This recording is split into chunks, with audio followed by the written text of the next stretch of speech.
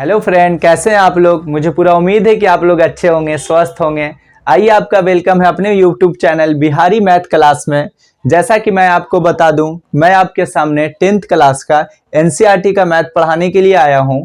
और मैं 10th class के एनसीईआरटी से मैथ से रिलेटेड जितनी भी क्वेश्चन हैं, सारे सवाल को मैं खुद सॉल्व कर दूंगा, ताकि आपके आने वाले एग्जाम में एक काफी उपयोगी साबित हो और अच्छे ढंग से एक अच्छे मार्क्स की ओर आपको ये ले जाए। ठीक है, तो आइए आज मैं बात करता हूं कि हमारे एनसीईआरटी जो बुक है, ये भारत सरकार द्वारा एक अभियान चलाया गया है कि जितने भी लगभग आपने देखा होगा कि चाहे वो लेवल कंपटीशन का हो, चाहे वो लेवल जो है किसी भी एरिया में फील्ड में हो, वहां पर एनसीईआरटी बुक को पढ़ना जो है हर एनसीईआरटी बुक से पढ़ना जरूरी होता है, क्योंकि यह बुक में जो है एक बेसिक नॉलेज दिया जाता है। यह बुक एक ऐसा बुक है कि अगर कोई स्टूडेंट अगर एनसीईआरटी बुक से जो है 80% तैयारी अगर कर लेता है अच्छे ढंग से, तो बताइए कि बाकी 20% उसके एग्जाम में खुद ब खुद 80% की सहायता से 20% क्वेश्चन को यूं ही सॉल्व कर देगा। तो इसीलिए मैं आपके सामने स्पेशल एनसीईआरटी का बुक लेकर आया हूं और सिर्फ मैं जो आपका क्वेश्चन जो पढ़ाऊंगा सिर्फ एनसीईआरटी से रिलेटेड क्वेश्चन पढ़ाऊंगा, ताकि और भी बुक को अगर आप पढ़ लें इस बेसिक नॉलेज से, तो आपको कहीं पर किसी तरह का कोई डाउट नहीं रहेगा। ठीक है, आइए तो बात करते हैं कि एनसीईआरटी है क्या, या कब आया भारत में, इसका उद्देश्य क्या है, इसका हेडक्वार्टर कहाँ है। ये थोड़ी छोटी मोटी नॉलेज हम लोग ले लेते हैं, किसी तरह का कोई प्रॉब्लम ना हो आपको। आइए तो सबसे पहले बात करते हैं कि एनसीईआरटी का फुल फॉर्म होता है national council of educational research training, जिसको हम लोग हिंदी में कहते हैं राष्ट्रीय शैक्षिक अनुसंधान परिषद। और इसका जो मुख्यालय है, हेडक्वार्टर है, दिल्ली में है। श्री अरबिंदो मार्ग के पास इसका हेडक्वार्टर मिलेगा। साथ ही साथ आपको एक बात और बता दूं कि ये इसका जो स्थापना हुआ था 27 जुलाई 1961 ईस्वी को हुआ था। इसका उद्देश्य जो है शिक्षा में विकास लाना, शिक्षा को उन्नति की ओर ले जाना। तो इसलिए हम आपको थोड़ा बहुत लिखा देता हूं कि एनसीईआरटी का फुल फॉर्म होता है नेशनल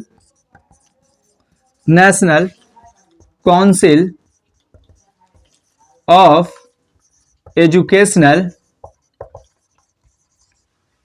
रिसर्च एंड ट्रेनिंग। ठीक है, जिसको हम लोग हिंदी में कहते हैं राष्ट्रीय शैक्षिक अनुसंधान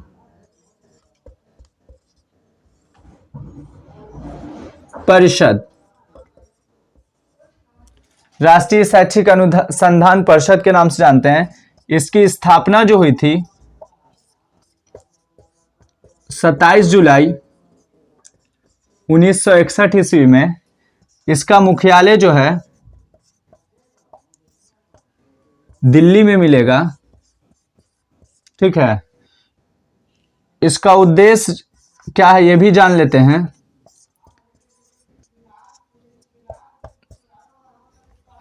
इसका उद्देश्य है शिक्षा में विकास लाना। ठीक है, तो हम लोगों ने इतनी सारी जानकारी ले लिया कि एनसीईआरटी का फुल फॉर्म होता है national council of educational research and training के नाम से जानते हैं, जिसे हम लोग हिंदी में राष्ट्रीय शैक्षिक अनुसंधान परिषद के नाम से जानते हैं। इसकी स्थापना 27 जुलाई 1961 ईस्वी को हुई थी। इसका मुख्यालय जो है दिल्ली में है। इसका उद्देश्य शिक्षा में विकास लाना। ठीक है, इतनी बात की जानकारी हम लोगों ने ले लिया। आइए आगे आज हम लोग बात करते हैं कि जो 10th क्लास का जो मैथ है, उस मैथ में जो कौन कौन सा चैप्टर हमें पढ़ना है। ठीक है, ये बात की जानकारी होना बहुत जरूरी है कि आप किसी चीज की तैयारी कर रहे हैं और वो तैयारी के दौरान आपको क्या क्या तैयारी करना है उसका मालूमात ना हो, तो समझिए आपकी तैयारी जो है अधूरी है। जैसे कोई इंसान अगर युद्ध लड़ने के लिए जाए, किसी देश से अगर युद्ध हो, तो उसमें एक कंटेंट तैयार करना पड़ता है कि इसमें क्या क्या चीज हथियार की जरूरत है, क्या क्या चीज हमें रखना पड़ेगा, तब हम युद्ध पर काबू पा सकते हैं, यानी हम युद्ध को जीत सकते हैं। उसी तरह से जब हम 10th क्लास के एनसीईआरटी को मैथ को जब मैं पढ़ने जा रहा हूं, तो उससे सबसे बड़ा फैक्टर ये बनता है कि हम 10th क्लास के एनसीईआरटी का जो मैथ है उसमें क्या क्या चैप्टर है, उन सारे चैप्टर को से मुझे गुजरना पड़ेगा। कौन कौन सा चैप्टर मेरे लिए इंपॉर्टेंट है और कौन कौन सा चैप्टर मेरे लिए जो है थोड़ा सा प्रॉब्लम देगा, इन सारी चीजों से देखना पड़ेगा। ठीक है, तो आइए आज हम लोग बात करते हैं कि एनसीईआरटी जो मैथ है 10th क्लास का, उसमें कौन कौन सा चैप्टर है ये पूरी तरह से आज हम लोग लिख देंगे और समझ भी लेंगे कि कौन कौन चैप्टर को पढ़ना है, ठीक है। तो सबसे पहले हम लोग इसका कंटेंट को जानेंगे। इसका कंटेंट क्या है, कंटेंट्स लिखेंगे, जिसको हम लोग हिंदी में सूची के नाम से जानते हैं। सबसे पहला जो पढ़ना हम लोगों को, जिसको हम लोग वास्तविक संख्या कहते हैं, वास्तविक संख्या के नाम से जानते हैं, जिसको हम लोग इंग्लिश में रियल नंबर कहते हैं,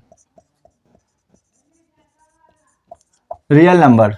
दूसरे नंबर पर जानते हैं हम लोग बहुपद, बहुपद, जिसको हम लोग पॉलिनोमियल्स के नाम से जानते हैं, पॉलिनोमियल्स कहते हैं। तीसरे नंबर पर जो बात करते हैं, जिसको हम लोग दो चर वाले रैखिक समीकरण युग्म, दो चर वाले रैखिक समीकरण युग्म, जिसको हम लोग इंग्लिश में कहते हैं लीनियर इक्वेशन इन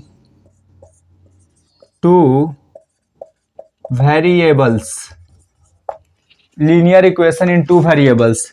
चौथे नंबर पर जानते हैं द्विघात समीकरण, द्विघात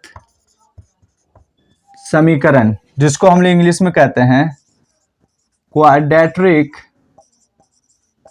क्वाड्रेटिक इक्वेशन, ठीक है। पांचवें नंबर पर हम लोग जो बात करते हैं समानांतर श्रेणी का, समानांतर श्रेणी, जिसे हम लोग इंग्लिश में कहते हैं अर्थमेटिक प्रोग्रेशन, अर्थमेटिक प्रोग्रेशन, ठीक है। फिर आगे हम लोग बात करते हैं त्रिभुज का, जिसको हम लोग ट्रायंगल के नाम से जानते हैं। फिर उसके बाद हम लोग बात करते हैं निर्देशांक ज्यामिति,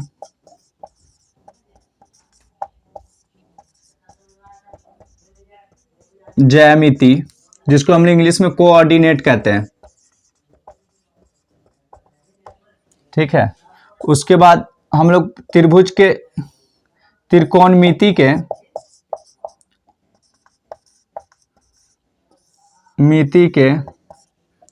पहचान के बारे में बात करते हैं, जिसको हम लोग कहते हैं इंट्रोडक्शन टू ट्रिगोनोमेट्री, इंट्रोडक्शन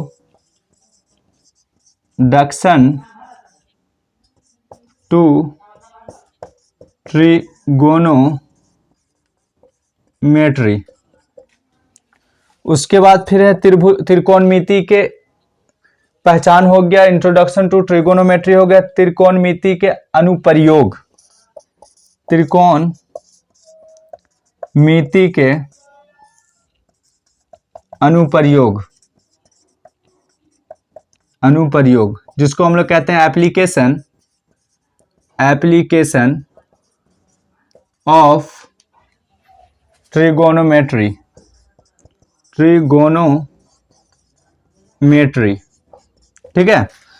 10वें नंबर की अगर बात करते हैं तो रचना, जिसको हम लोग कंस्ट्रक्शन के नाम से जानते हैं, कंस्ट्रक्शन।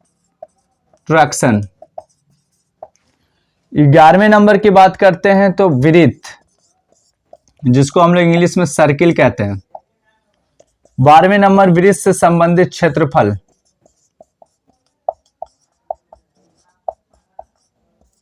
वृत्त से संबंधित क्षेत्रफल, जिसको हम लोग इंग्लिश में कहते हैं एरिया रिलेटेड टू सर्किल। फिर 13 नंबर की बात करते हैं पृष्ठ क्षेत्रफल एवं आयतन, जिसको हम लोग इंग्लिश में कहते हैं surface area, surface area and volume.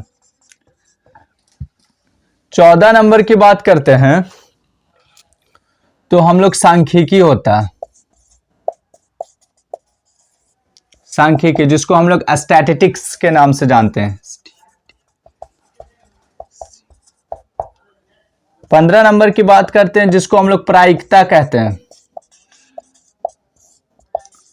Probability. ठीक है, तो अभी हम लोगों ने देखा कि टोटल चैप्टर जो हमें 10th क्लास के एनसीईआरटी बुक में जो पढ़ना है, पूरे चैप्टर को मैंने आपके बोर्ड पर लिख दिया, पूरी प्लान के साथ लिखा कि 15 चैप्टर टोटल पढ़ना है हम लोगों को, यानी 15 चैप्टर से गुजरना है।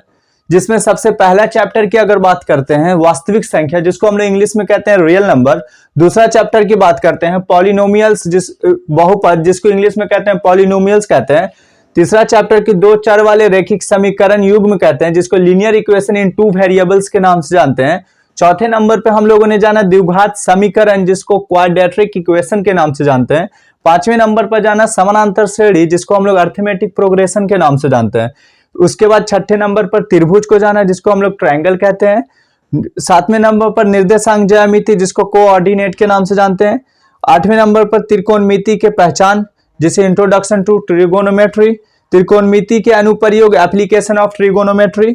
उसके बाद 10वां नंबर जाना रचना, जिसको हम लोग कंस्ट्रक्शन के नाम से जानते हैं। उसके बाद 11वां नंबर पर जाना वृत्त, जिसको सर्किल के नाम से जानते हैं। 12वें नंबर पर जाना वृत्त से संबंधित क्षेत्रफल, एरिया रिलेटेड टू सर्किल जाना। उसके बाद 13 नंबर में जाना पृष्ठ क्षेत्रफल एवं आयतन, सरफेस एरिया एंड वॉल्यूम के बारे में जाना।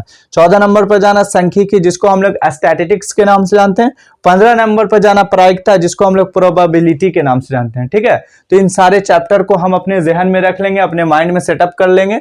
जो हमें आने वाले हर एक चैप्टर से जब हम गुजरेंगे तो सबका हेडलाइन यही बनेगा। ठीक है, इसी हेडलाइन से हम जो है उसके अंदर तह तक जाएंगे। ठीक है, तो हम English to Hindi to English दोनों की जानकारी रखेंगे, कहीं पर किसी तरह का इसमें कोई डॉट ना हो। पता ये चला कि कोई स्टूडेंट अगर वास्तविक संख्या बोल रहा है तो इसका मतलब ये हुआ कि रियल नंबर के बारे में बात करता है वो, और रियल नंबर से रिलेटेड जितने भी क्वेश्चन है सारी क्वेश्चन को बना डालेंगे। इस तरह का बेस नॉलेज हो, इस तरह का एक 0 लेवल से स्टार्ट हो और 0 लेवल से एक हम हीरो लेवल तक चले जाएं। कहीं भी किसी तरह का 10th क्लास या उससे अपर एग्जाम का भी जो अगर तैयारी करें तो उससे बेसिक जो नॉलेज हो वो पूरी तरह से मैं बेसिक नॉलेज में 100% सही हो, कहीं पर किसी तरह का कोई डॉट्स ना हो। ठीक है, तो इतनी सारी जानकारी हमने आज आपको दिया। ये पूरी जानकारी को आप अच्छे ढंग से अपने माइंड में सेटअप कर लेंगे। इंग्लिश टू हिंदी के साथ आज ही से आपका क्लास स्टार्ट हो गया है, और ये इसे हल्के में ना लें, ये पूरे चैप्टर को आप अपने माइंड में रख लें। स्टार्ट यहीं से होता है। हम आप सभी जानते हैं कि जब हम स्टार्टिंग अच्छे ढंग से करते हैं तो उसका अंजाम भी अच्छा होता है। जब इसे हम लोग अच्छे ढंग से प्लान के साथ स्टार्ट किए हैं तो आगे चल के भी एक प्लान के साथ हम लोग रिजल्ट लाएंगे। ठीक है, आज का क्लास इतना ही रहेगा, फिर हम लोग कल कोई इसी में से कोई एक